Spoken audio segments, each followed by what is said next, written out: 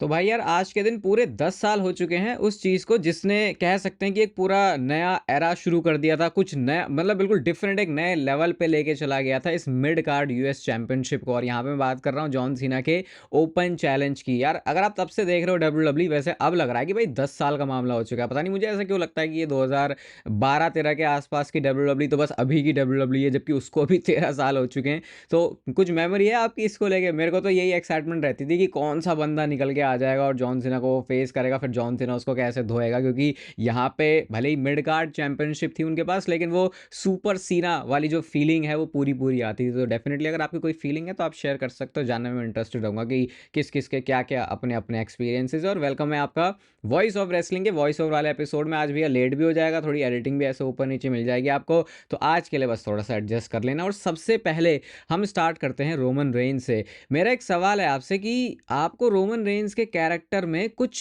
Change नज़र आ रहा है? अगर आप इस चेंज को देखना चाहते हो तो शायद आपको पिछले 2-3 महीने उठा के देखने पड़ेंगे।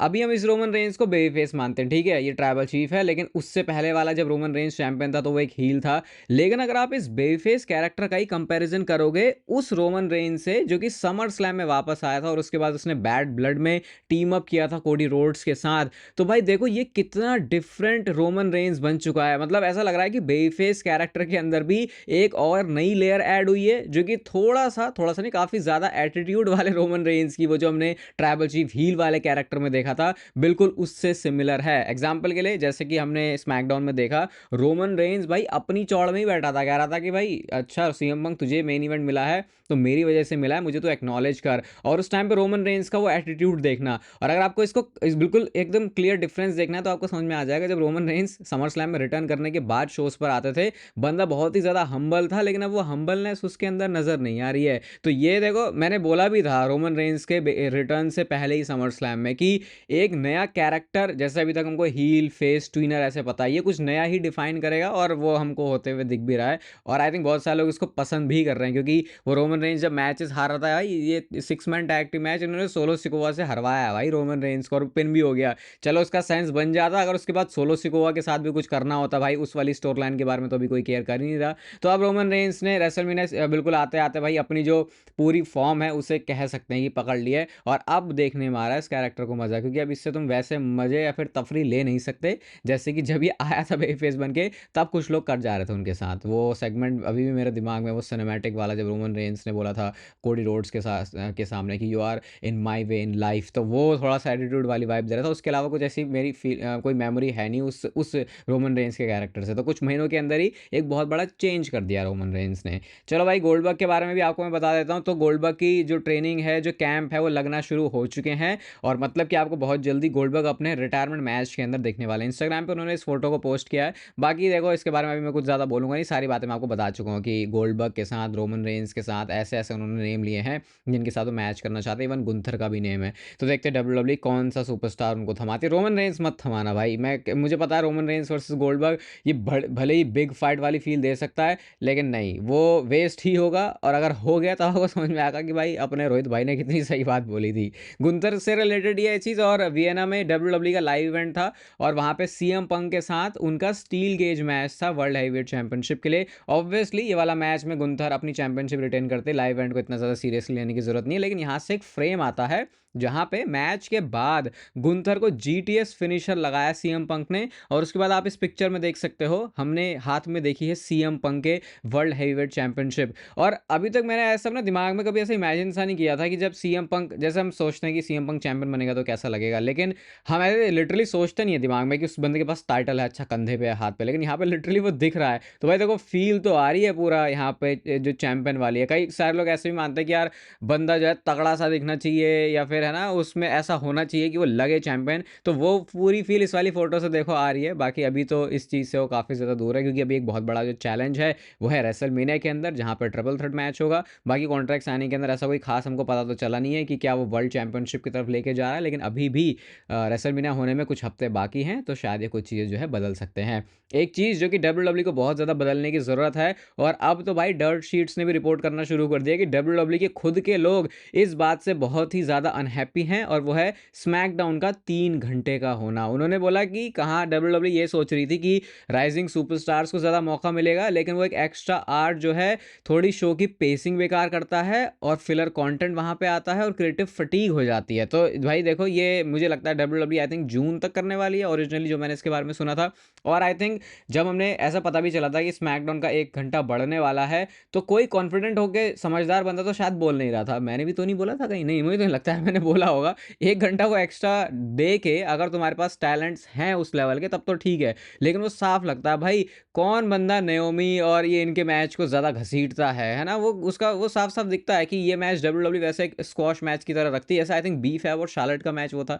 तो ये डब्ल्यूडब्ल्यूई की कमियाँ हैं जो कि उनको फिक्स करनी पड़ेंगी। हमेशा ऐसा नहीं होता कि 1 घंटा तुम्हें मिल जाए तो फ़ायदा हो जाए। वो 1 घंटा बिल्कुल घंटे की तरह ही लग रहा है। तो वो डब्ल्यूडब्ल्यूई को चेंज करने की ज़रूरत है। ड्रू मैकिंटायर के बारे में बात कर लेते हैं भाई। तो ड्रू मैकिंटायर की आँखों में ग्लास का सारा सीन सपाटा हो गया था। वो कल वाली वीडियो में मैंने आपके साथ शेयर किया था। तो अभी एक रीसेंट वीडियो आई है जहाँ पे ये कुछ तो रेंजर्स फैन क्लब कुछ तो है, पता नहीं क्या है, फुटबॉल से रिलेटेड है या किससे रिलेटेड है, क्या यूएफ मुझे नहीं पता, कुछ नहीं पता। बट यहाँ पे आई पैच वेयर करते हुए हमको ड्रू मैकिंटायर देख रहे हैं। तो अभी बंदा थोड़ा सा ऐसा ईजी ले रहा है चीज़ों को, क्योंकि वैसे भी रेसलमेनिया पास आ रही है और ये लेजिट उनकी आंखों में घुसे हैं कांच जैसा हमको पता चला है। तो अभी थोड़ा सा संभल के रहना पड़ेगा भाई। ड्रू मैकिंटायर देखो, रेसलमेनिया तो तुम्हारी इतनी बड़ी नहीं हो रही, ऐसी हरकत मत मत कर देना कि रेसलमेनिया में हो ही ना, क्योंकि फिर वो उससे और ज़्यादा वाहियात है और बकवास बात हो जाएगी।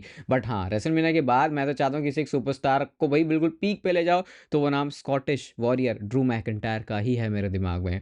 एक चीज़ कोडी रोड्स ने अपने इंस्टाग्राम पे शेयर करी है, और कल की मंडे नाइट रॉ को मद्देनजर रखते हुए शायद इन चीज़ों के बड़े मतलब हो सकते हैं। तो ये फोटो उन्होंने पोस्ट की है जहाँ पे जॉन सीना ने अपने पैरों के नीचे उनको कुचला हुआ है और बिल्कुल जूम्ड इन पिक्चर है जहाँ पे बिल्कुल आंखों के अंदर जो काम खराब हो गया था कोडी रोड्स का, उसको उन्होंने शेयर किया है। यार ये बहुत ज़्यादा इनकंसिस्टेंट चीज़ मुझे एक लगी है कोडी रोड्स में। बंदे को इतनी बुरी तरीके से मारा, और ऐसा भी कौन सा बंदा होता है भाई कि वो कहता है कि मैं जॉन सीना सिर्फ तुझसे ही बात करूंगा और मिलूंगा। बात ही करनी है भाई, तुम्हें मारना भी था।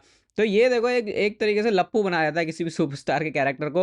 अब कल हमने सुना है कि जॉन सीना की वो आखिरी अपीयरेंस है रेसलमेनिया से पहले की, कोई एडवर्टाइजमेंट उनकी हुई नहीं है, लेकिन अगर डब्ल्यूडब्ल्यू ने ऐसा किया तो भाई रेडी हो जाओ, मैं बहुत बुरी तरीके से आगे डब्ल्यूडब्ल्यू को गरियाने वाला हूँ अगर जॉन सीना और कोडी रोड्स प्रोग्रेस नहीं करते अपनी स्टोर लाइन को। कोडी रोड्स तो होंगे ही, लेकिन जॉन सीना, क्योंकि भाई रेसलमेनिया इसको तो तुमको सीरियसली लेना ही पड़ेगा। बाकी कल के शो में फिर आप कुछ ऐसा एक्सपेक्ट कर सकते हो कि अब मार पिटाई वगैरह जो है ऐसा कोई सीन भी हो सकता है। और बहुत टाइम पहले मैंने आपको बताया था कि डब्ल्यूडब्ल्यू के अंदर भी लोग एक्सपेक्ट कर रहे हैं कि ये जो O2 अरीना लंदन से होने वाली है मंडे नाइट रॉ, वहाँ पे रॉक भी आएंगे। इसके बारे में देखो कुछ नहीं पता अभी, और मैं तो बोलूँगा कि मान के चलो कि नहीं आ रहा है, और हमेशा अभी फिलहाल तो ऐसे ही मान के चलो, क्योंकि डब्ल्यूडब्ल्यू एक्सपेक्टेशन हमको ज़्यादा दे देती है, फिर हम पाल लेते हैं और उसके बाद वैसा होता नहीं तो दिमाग खराब हो जाता है। But yes, Monday night raw तो बड़ी होगी क्योंकि लंदन से है, तो ये ऐसा मेमोरेबल उसको बनाना चाहते हैं कि जब उस समय रेसलमेनिया सीजन में यूरोपियन टूर चल रहा था, वहाँ पे हम लंदन में जब गए थे तो रॉ में क्या हुआ था, तो वैसा करके कुछ सीन दिख सकता है। बाकी ये स्क्रीनशॉट के अंदर आप देख सकते हो एजे स्टाइल्स और लोगन पॉल का भी फेस ऑफ होने वाला है। ईओ स्काई और रिया रिप्ली का वर्ल्ड चैंपियनशिप के लिए मैच है। गुंथर वर्सेस जिमी ऊसो भी होने वाले हैं, सीएम पंक भी होंगे, पेंटा एंड ब्रॉन वर्सेस फिन बैलन, डोमिनिक मिस्टीरियो। तो भाई ये होता है मंडे नाइट रॉ का कार्ड देखो, और इसे कंपेयर करो स्मैकडाउन से, तो वो जो डिफरेंस है वो साफ समझ में आ जाएगा। नहीं समझ में आ रहा भाई तो फिर शायद आप कुछ अलग ही तरीके से डब्ल्यूडब्ल्यू देख रहे हो, मैं तो यही कह सकता हूँ इसके बारे में। एंड यस, रॉक के बारे में मैं आपको बता ही रहा था, तो ट्रिपल एच ने ना कुछ कॉमेंट किया उसके बारे में। कहते हैं कि देखो रॉक को हॉलीवुड तो पसंद है, लेकिन एक ऐसी जगह जहाँ से उसे सबसे ज़्यादा कनेक्शन फील होता है वो हमारी डब्ल्यूडब्ल्यू की रिंग ही है। जब 80,000 लोग चिल्लाते हैं ना, तो उन सारी चीज़ों के लिए रॉक वापस आता है। तो ऐसे करके उन्होंने इन थोड़ी सी बातों को भी हवा दे दी है। अब वही है, ट्रिपल एच हवा तो बहुत बार देते हैं, लेकिन कई बार दे के वैसा एग्जीक्यूट भी करते हैं, एक्सपेक्टेशन पे खरे भी उतरते हैं, लेकिन कई बार नहीं होता। ऐसे भी रिसेंटली तो उन्होंने जो बोला था वो किया, इंडस्ट्री चेंजिंग वीकेंड बोल दिया भाई। हम सारे लोग कह रहे हैं अरे तुम कहाँ कुछ करोगे, तुम तो हमेशा बोलने बोलने के ही हो, लेकिन सच में डब्ल्यूडब्ल्यू ने कांड कर दिया था उस एलिमिनेशन चेंबर के अंदर। तो अब अभी फिलहाल कुछ नहीं बोल सकते, कल की मंडे नाइट रॉ का ही वेट करना पड़ेगा। लेकिन जाते जाते आपको एक ऐसी बात बताता हूँ जो कि एक डब्ल्यूडब्ल्यू लेजेंड या फिर सुपरस्टार की तरफ से आना थोड़ा सा नॉट सो कॉमन है, ये कहूँगा मैं इसके बारे में। तो गोल्डबर्ग ना पता नहीं क्या कर रहे हैं आजकल, अपने सोशल मीडिया पर कुछ वो वीडियोस पोस्ट करते हैं जो कि फैन वीडियोस ज़्यादा लगती हैं। नहीं ग्रेट खली से कंपेयर मत करना, उनका तो अलग ही सीन है, लेकिन यहाँ पे गोल्डबर्ग ना कुछ ऐसा पोस्ट करते हैं जहाँ पे